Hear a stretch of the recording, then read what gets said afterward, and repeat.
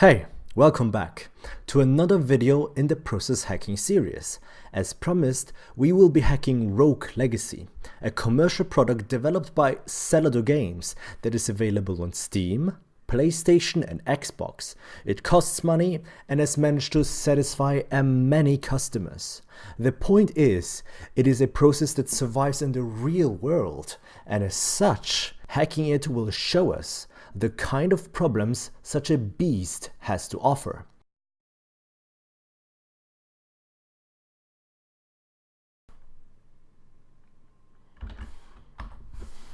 So let's try to hack this game.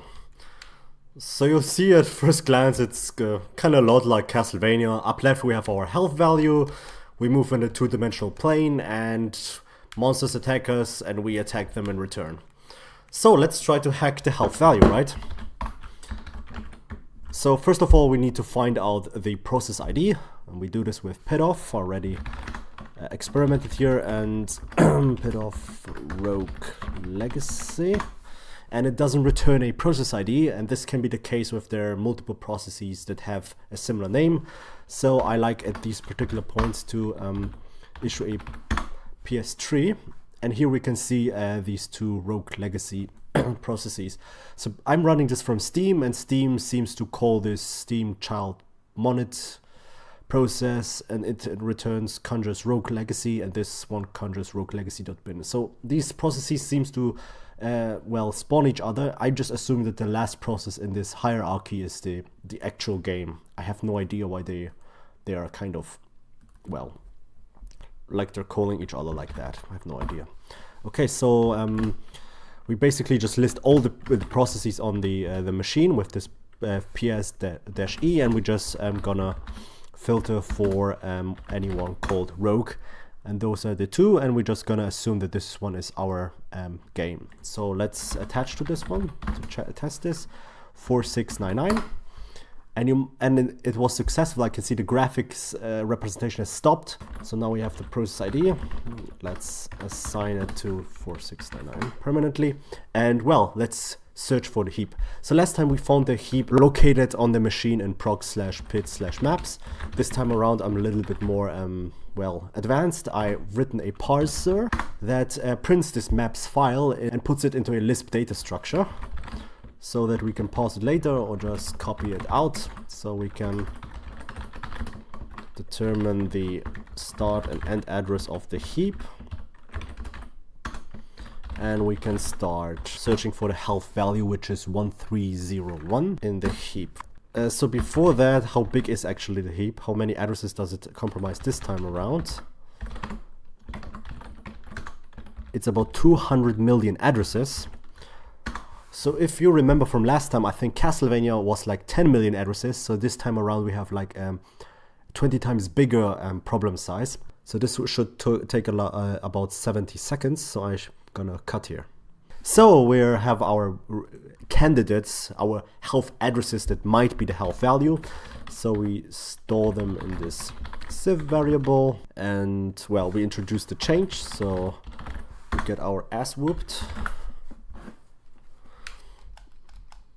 So these eyes, they have the tendency to shoot lasers. Okay, I'm alright with this. And we find value address, the newly changed value, health value 1245, and we search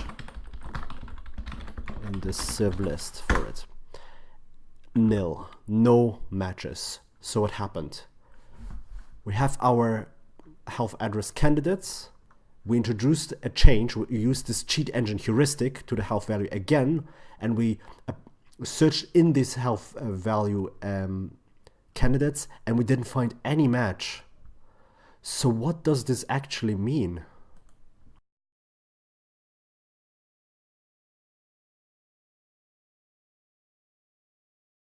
So the health value doesn't seem to be in the heap, right?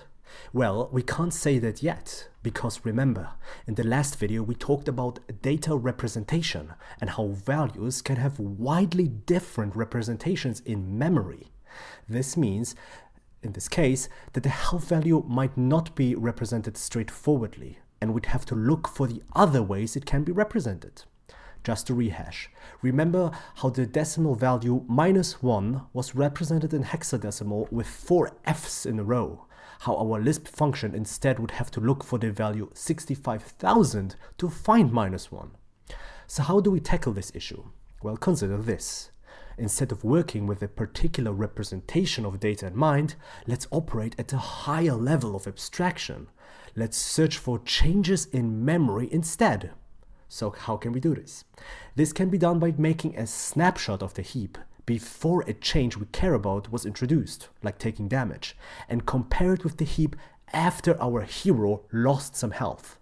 In this way, the overlapping old heap and the new heap will show us all the changed addresses. In this way, we will find changes regardless of their underlying representation.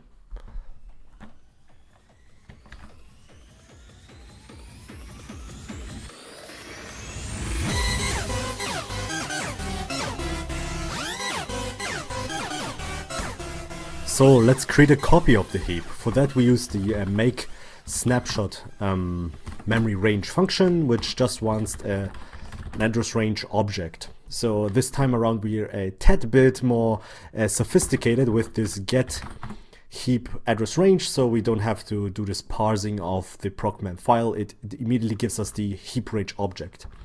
And creating a copy of the heap, which is 200 million addresses in size, it takes quite some time, so I already have the result saved in this snapshot heap variable, because those are 200 million addresses, so this is 200 megabytes, and the implementation is a little bit, well, hacky, so it creates rather a 1 gigabyte big object. But that's the result of the heap. So this is just a copy of the heap. I call it a snapshot of the heap because look at this. The heap changes, right? And this is just a particular snapshot of the heap in time, right? Over time. So when I was implementing this function, I wanted to test it. So first of all, what's the idea with this heap snapshot function? You can access the data herein using this peak data snapshot peak data, and then you give it a memory range snapshot object, which is exactly this thing above there. And then you can use an address as an index. So for example, let's see, get heap address range and just query the first address therein. Turn 0, and let's see if this is the true of this first address there in the heap. Input output error. Ah, why? Oh no, this is hexadecimal. Right. And it is 0. So I just tested it if it is indeed the same, if the heap snapshot has the same content as the process memory. So my next step was, when I was implementing this, I wanted to really, just to be sure, make a sanity check and search the whole heap for mismatches. So I wrote this find mismatch function, which basically again takes a snapshot object, and if I issue this command, it will compare this heap snapshot with the real heap, all the addresses, and will return any eventual mismatches that it finds. So again, the process is still stopped. We just created a copy of the heap. So if we were to compare this heap with the original heap, there shouldn't be any mismatches. But when I issue this command, when I issue this function, it will also take about a minute. So I already saved the mismatches. So whoops, spoiler alert, there really are mismatches, and there are quite a lot of mismatches. So this really surprised me. I thought that my implementation was a little bit off, but then I did another check, namely I just looked at these mismatches. So I iterated over them. So loop address. So we can print the data. So in this column we have the address, the mismatch address, and this is the data it points to. So well, I got to see this, and then I was like, yeah, let's issue this multiple times.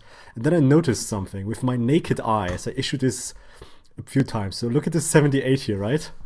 What happens if we issue this again? Wait, this is different. Wait, are my eyes playing tricks on me? So I was like, yeah, let's peek data this directly. Okay, it ends in a 663. Okay, let's issue it again. Now it ends in a BD. Okay, and now in an FB. Wait, what? Data is changing?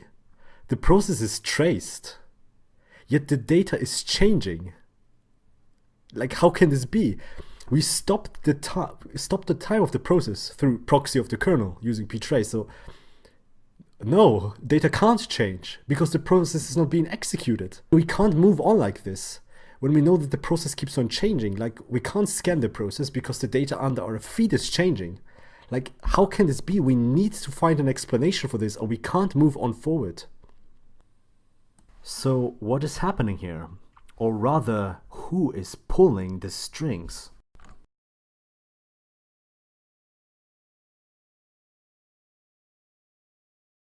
So far, our model of processes just covered half the story, where the kernel, the progenitor of space and time, hosts processes by providing them with memory and execution time. But the other half of the story is that the processes in turn are also hosts, puppet masters, that instead of strings are pulling threads. The threads are the living part in a process. They are the actual execution of code, while the process is merely providing them with a world to inhabit in the form of memory, data, and a will to act in it in the form of code. But it's not free will. The thread has to follow the code uncompromisingly. Tangibly speaking, the process provides the threads with memory regions, the heap, text segment, and others, while the threads use those resources to execute the part of the code they inhabit. But the code is part of the process, and thus the threads execute the code in the process memory. And that's where the puppet master metaphor holds. But the crucial concept here is that all threads write in the same address space. For example, they all have the same heap. If one thread changes the heap or any other memory region, then the other threads have to take this into account. This is a host of a whole set of complex problems, and they're the price the programmer has to pay by solving them for the performance gains that multi-threading provides.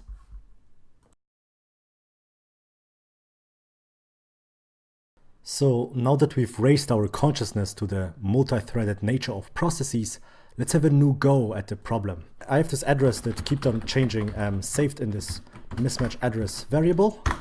And you see here, it keeps on changing between each call. So the first question is, what are we actually monitoring here? If the process is supposed to be stopped, but the underlying data keeps on changing, this can't be quite true. So the high-level top command, don't get confused by this pgrep here, it's just can deal better with finding the process ID. This would just trace a particular thread in the process.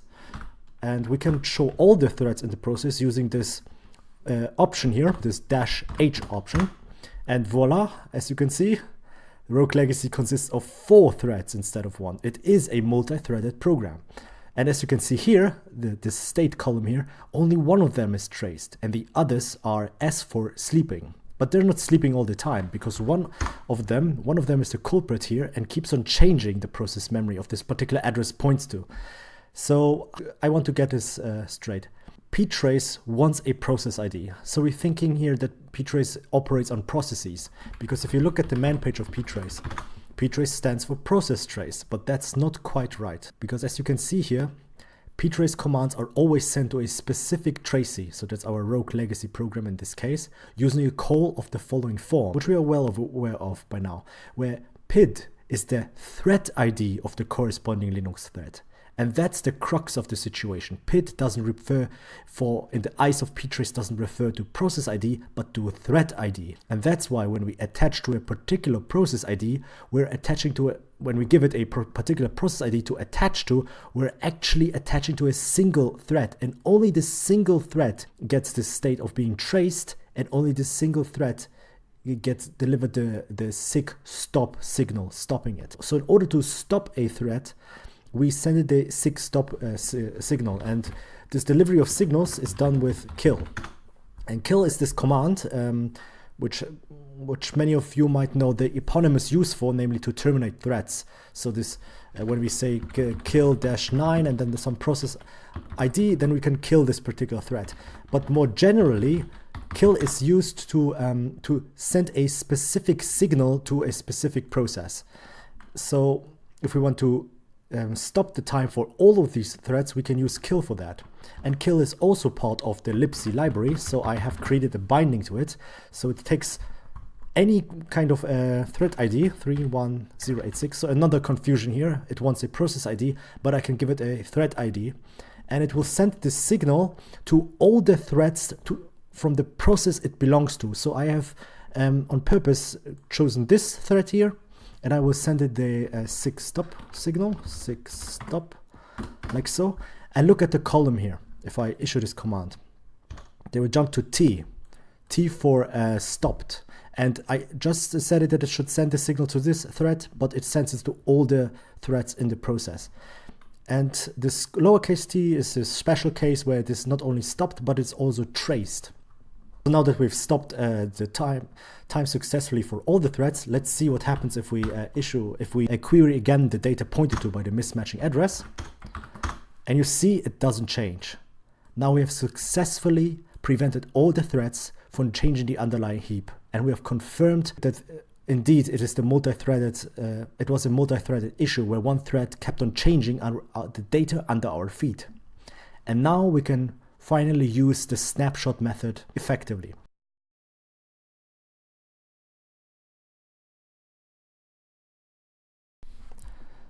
So let's try again to hack the process memory. So I have this function written here as stop time, which internally just does send the 6-stop signal to all the threads, right? Turns to T. And of course we want to attach to it so we can do peak data calls, like so. And actually at this point I wanted to show the snapshot method, but I inspected the heap and it didn't contain the health value. So instead of instead of showing the snapshot method proving a negative result, we're just gonna skip that. So the fact is the health value is not in the heap. So the question is, what now? Where do we look next? So this is where we look again at the maps file. Get maps path, right, like this. Okay, so we look in the maps file. So what can we do? Where can we look next? And if we look at the maps file, so this is what we worked so far, but there are also other memory regions that we can read from. And what we're gonna do here is we're gonna parse this entire file and look for memory regions that are readable. So this is they have this permission column here, and whenever they're readable, we're gonna collect those memory regions into a list, and then we're just gonna scan over all the memory regions that are readable and search in them for the health value. But before I do this, I want to introduce a caveat here, namely this permission string here. You might be familiar with, if you work with Linux, you might be familiar with this RWX standing for readable, writable, and executable. But this last flag here is it is either P or S. And P is okay. It stands for private. That is a copy of a memory region. But S is dangerous because S stands for shared. And if a memory region is shared, and if we write to these addresses in these memory regions, then the underlying file, this is where the memory region can come from, will change immediately to the file. So whenever I change the process memory, it immediately changes the underlying file. Okay, so I have this function here, get readable memory regions. And then it scans over this file, looks if the permission is readable, and then it takes this memory region and puts it into a list. And now we have a list of memory regions. And now what we can do is we're just gonna, well, first of all, we're gonna remove a particular value from here, namely the heap value, because this is the biggest value in there. So let's quickly look what heap is. We're gonna do this a little bit hacky and gonna remove it by hand. So it starts with 2015. So if we post this list in here again and search for this value, there it 15, and there it is. And now by hand we're gonna remove it from this list, like so. It's removed, and we're gonna save this list into a fitting variable. Let's call it readable memory regions, like so. And now my editor is getting crazy with the formatting here, but let's jump to the end. Right, so we've saved all the readable memory regions in this particular variable. Now to recap, we have a list of memory regions. So on each memory region, we want to call this a find value address function, like in the Castlevania hack. Give it the health value. It currently is 1575. And then as argument, we give it an address range, right? And where does it get this address range from? So we want to iterate over this list, but we're going to do this a little bit fancy. We're using the mapcar function, which I'm going to explain in just a moment. Like so. I'm just going to write this down and explain it in a second. It's a little bit of higher order function voodoo. Range, like so. Address range. Let's format this neatly in here and on the readable memory region. Okay, so this mapcar is a higher order function, and what it will do, it will call this particular function here, so this find value address function, on each element of this list, and each element of this list is a memory range object, which is just a list of two elements with this start and end address. And that's what mapcar does. And this lambda here is just how we encapsulate this function properly, so that we can feed it a one variable, this address range, which it gets by iterating over this list, and feeds it into this place here, and so it can do the respective find value address call for each element in there. And this is going to take quite some time. Because the sum of the readable memory regions is like 10 times bigger than the heap from what I tested. It's usually a lot bigger, but in this case I think it's 10 times bigger. I think I looked it up. Yeah, so scanning over the heap itself takes like 1 minute, so I'm gonna cut here.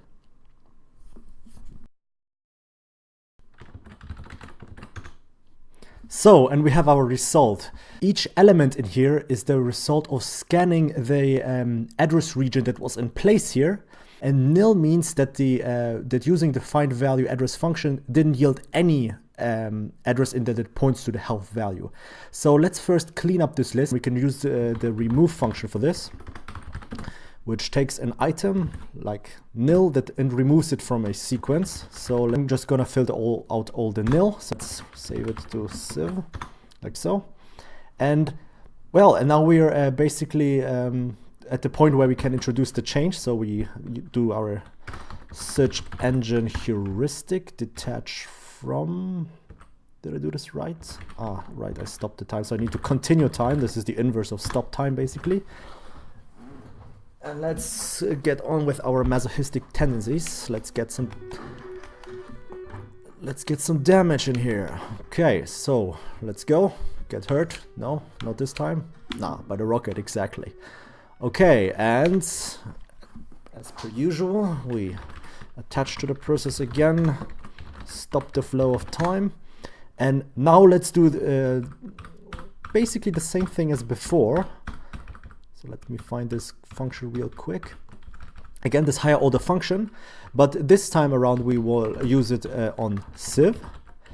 And civ now no longer contains a list of address regions, but a list of address lists for each respective address region. So instead of address ranges, we will pass it an address list. And let's, for sanity's sake, let's change it all to list. So this time around, we will use the find value address function on each element in this list, which contains these lists of health address candidates. And let's filter for the ones that change to the health value 1469 up here. So 1469. And this won't take long. It's actually super fast. So one of these is going to be our health value probably. So let's go ahead and let's assume this one is it. So let's do a quick sanity test. It's indeed contains just this value. And now let's poke it. So poke data, this address, and let's change the health value to 2000 and go. And let's detach from the process and continue the time.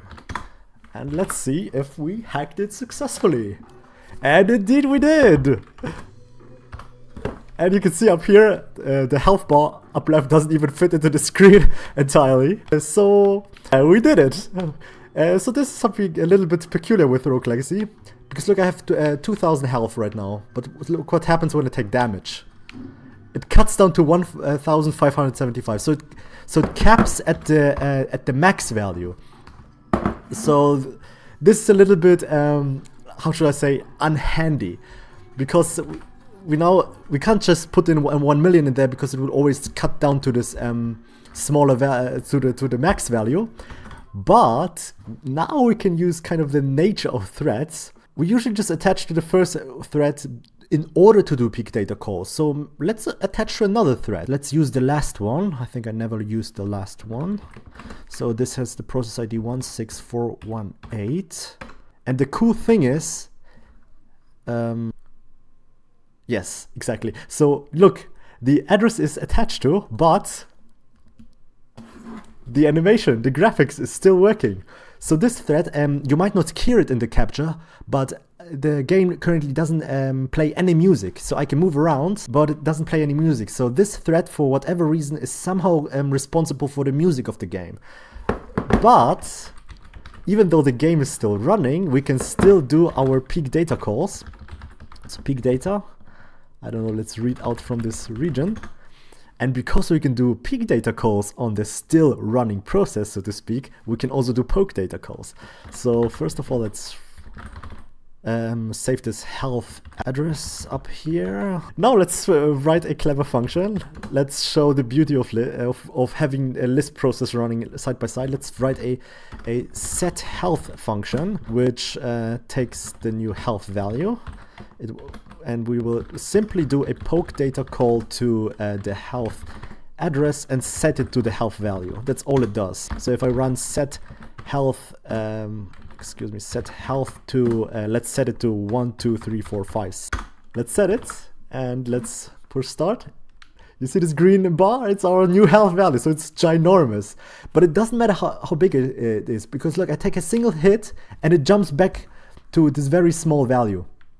So, yeah, we can go even a step further. So it immediately always jumps back to the health value. So we can always just set it back to a high value. So we can just write a loop for this. So we'll loop, sleep for a single second, and set the health value to something very high, like 15,000, let's say. And now if I run this loop in here, it always sets me to 15,000, and if I take damage, look, that it didn't take damage. Let's take damage. Come on, shoot me. It jumps back to 1 for a second, and then it immediately fills it up. Jumps down, immediately fills it up. So in effect, what this endless loop does here, we can now give it a proper name, name it defun, call it God mode, because that's what it is. And whenever we call God mode, we truly have God mode. And we can move around, and this insanely hard game is no longer as hard as it seems to be. So that's a lot of fun, I can tell you that. That's what inspired me to play this game, because it's to hack this game, because it is insanely hard, and beating one of the side bosses here, Alexander the Fourth, was a lot of fun to hack the game and get it to go this way. Yeah, so we successfully hacked Rogue Legacy, the real world process. But there's still one more thing I want to do, and because I didn't really show off why this snapshot method is such a big deal. So let's turn to this next.